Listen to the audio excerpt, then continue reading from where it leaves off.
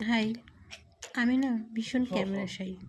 ক্যামেরার সামনে তো আসতে লজ্জা পাই, ফোনে ভয়েস ওভার দিতেও লজ্জা লাগছে।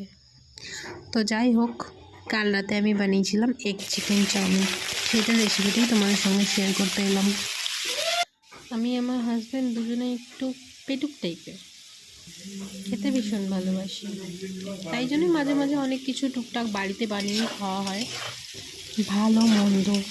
এবার কি করি, মানুষ তো ইনকাম করে খাওয়ারই জন্য, তাই না? খেয়ে পরে বেঁচে থাকার জন্যই মানুষ ইনকাম করে।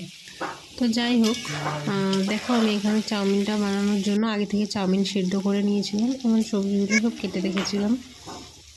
চিকেনটাকে আমি আদা রসুন হলুদ গুঁড়ো লঙ্কা গুঁড়ো দিয়ে নুন দিয়ে ভেজে রেখেছিলাম, আর ডিমটাকেও আমি নুন দিয়ে আলাদা করে ভেজে তুলে রেখেছিলাম।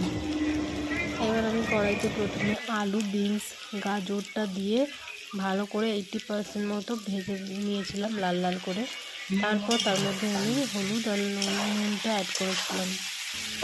তারপর ক্যাপসিকামটাকে অ্যাড করেছিলাম। ক্যাপসিকামটাও সেদ্ধ হয়ে যাওয়ার পর আমি এখানে কুচো লঙ্কা কুচো পেঁয়াজ আর চিকেনটা আর ডিমটাকে অ্যাড করে দিয়েছিলাম। এবার সেটাকে মিশিয়ে নেওয়ার পর 2 টেবিল চামচ পরিমাণ আমি এখানে সয়া সস অ্যাড করেছিলাম। আর সয়া সস দেওয়ার পর আমি কিছুক্ষণ ভালো করে ভেজে তারপরে তার মধ্যে চাউটাকে অ্যাড করেছিলাম। এখানে আমি সব কিছু একসঙ্গে ভালো করে মিক্স করে নিচ্ছিলাম।